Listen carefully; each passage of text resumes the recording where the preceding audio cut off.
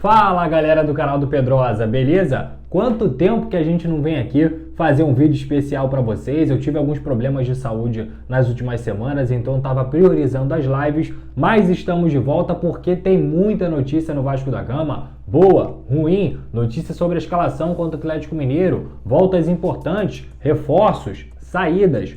Tudo isso a gente vai falar nesse vídeo aqui, mas antes, se inscreva no canal do Pedrosa, ative as notificações, compartilhe com os amigos e também curta aí o nosso vídeo, deixe seu like para ajudar, comente bastante, faça tudo isso porque o canal do Pedrosa está só começando esse vídeo. Roda aí!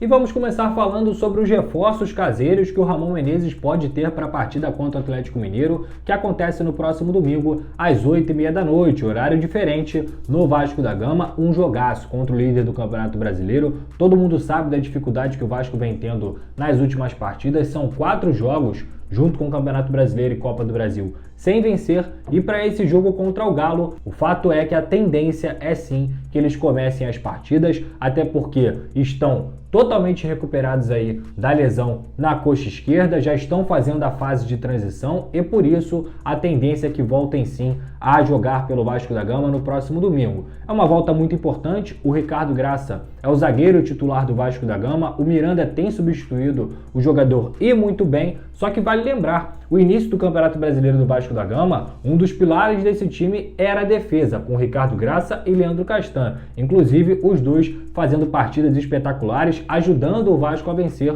um time que era muito organizado defensivamente, que conseguia suportar a pressão e acabava sendo cirúrgico lá na frente, principalmente com o Germancano. Então a volta do Ricardo é muito importante para essa consistência, por esse entrosamento que ele tem com o Castan e também porque foi o melhor Vasco que a gente viu em 2020. O que não quer dizer que o Miranda não esteja bem, na verdade está muito bem, mas o Ricardo Graça traz também essa consistência e uma experiência maior, até porque já está há mais tempo nos profissionais do Vasco da Gama. No meio nem se fala, Andrei e Martim Benítez tornam o Vasco mais ágil, mais móvel, com mais condições técnicas, físicas e também de qualidade para poder melhorar esse meio-campo do Vasco da Gama. O Andrei faz um papel de primeiro volante de proteção muito importante e não só isso, é o cara que faz a transição defensiva para ofensiva. Não à toa, já tem 2 assistências nesse Campeonato Brasileiro, chuta bem de fora da área, algo que está faltando para o Vasco também.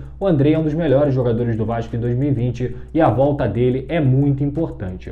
Já o Martim Benítez, a mesma coisa. Eu acho que, tecnicamente, dificilmente você vai achar hoje no futebol brasileiro um jogador que esteja melhor do que o Martim Benítez. Ele é, pelo menos, aí um dos 5 melhores meias do Campeonato Brasileiro, não tenho dúvida nenhuma em relação a isso. É um cara que volta para marcar, cai na ponta direita, cai na ponta esquerda e também centraliza o jogo, arma o jogo e não tem também melhor companheiro para Germancano. São entrosados fora de campo e dentro de campo, inclusive quando o Martim Benítez não joga, o Cano sofre muito, recebe a bola poucas vezes e a volta do Martim Benítez, além de todo o ganho técnico, também dá esse entrosamento maior para o Vasco da Gama, que, como eu disse, vai encarar um time muito forte. É o melhor time do Brasil no momento, não tenha dúvidas, não só por ser o líder do Campeonato Brasileiro, mas também por ter um grande treinador e um grande elenco. Então o Vasco vai para esse jogo lá em Minas, preparado e também, pelo menos, praticamente com esses reforços aí caseiros confirmados. Vamos falar dos reforços do Vasco da Gama. O clube está intensamente no mercado, tem agitado também o dia a dia do vascaíno e 2 negociações estão realmente em andamento. A do Valência, Antônio Valência, jogador conhecidíssimo por ter atuado no Manchester United muito tempo, tem 35 anos, é equatoriano, estava na LDU do Equador e agora está sem clube. Eu conversei hoje cedo com o empresário dele, o Juan Pachon, e ele me disse que realmente as negociações estão adiantadas, que ele está otimista também em relação a esse negócio. É uma questão mais fácil do que, por exemplo, do Latif, Blessing, que a gente já vai falar sobre isso, já vai abordar isso melhor, porque o Antônio Valencia está sem clube e é um cara também que entende o momento financeiro de todo o mundo, não só do Brasil por conta da pandemia, mas do mundo inteiro, e também seria um bom desafio para ele, que, como eu disse, tem 35 anos, é um jogador consagrado aí mundialmente, tem muita força física, então isso deixa também o Vasco mais tranquilo em relação à idade e pode pintar sim no Gigante da Colina nos próximos dias. Estão negociando, faltam detalhes burocráticos, mas a chance é boa dele reforçar o Vasco da Gama. Ele é um cara que joga de lateral direito, de ponta e também de volante. Na LDU, jogou de volante direito, mas até pela escassez no elenco do Vasco da Gama, o Pikachu está em uma fase, o Caio Tenório, eu ainda, pelo menos individualmente, não o vejo pronto para ser titular do Vasco da Gama, então acredito que o Valencia vai chegar para reforçar a lateral direita. E o Latif Blessing é um jogador de 23 anos, ganês, atua lá no Los Angeles FC, na Liga Americana, a MLS, e ele é um cara que é um destaque no time da Liga Americana, porque atua como coringa, joga de ponta por ser muito rápido, tem 1,65 m, é um jogador realmente baixo, mas tem muita velocidade, muita força física. Joga de lateral direito também para quebrar um galho, mas não é tanto a dele, e também joga como meia direita, como volante direito, é um jogador de transição. Se você der uma olhada no mapa de calor do Latif Blessing, é praticamente o campo inteiro, porque ele é titular absoluto do Los Angeles e também atua em várias funções. Como eu disse, é um coringa, é versátil e chega aí, se chegar na verdade, é um jogador que vai ser muito importante para o Vasco da Gama nessa composição de elenco.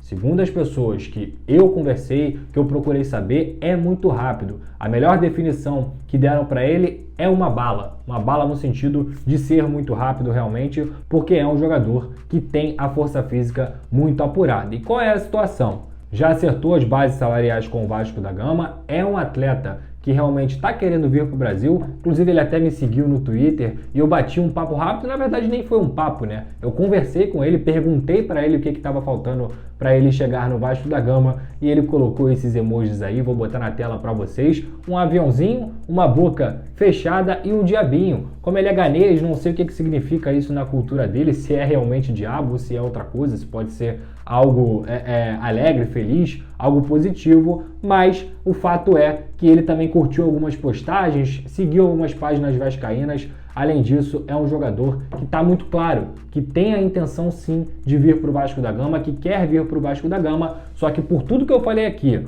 por ser versátil, por ser titular, por ser um atleta que é um dos destaques da Liga Americana, o Los Angeles FC não quer liberar. Porém, a vontade do jogador pesa, e tem o fato também da esposa do Latif Blessing não ter conseguido o visto americano para poder se manter nos Estados Unidos. Então, por isso, ele quer passar pelo menos um ano, seria um empréstimo de um ano aqui no Vasco da Gama, para poder também seguir a vida dele, estar com a esposa e depois voltar para os Estados Unidos. O salário dele é de cerca de 100 mil dólares mais bônus anuais, o que dá aí cerca de 600 mil reais por ano. Ou seja, divide isso por 12, você tem aí algo em torno de 70, 60 mil reais no máximo, até porque, como eu disse, tem também os bônus. Então é um salário que se encaixa dentro da realidade do Vasco e a gente já emenda também numa notícia que o Iago Pikachu poderia estar envolvido nessa negociação.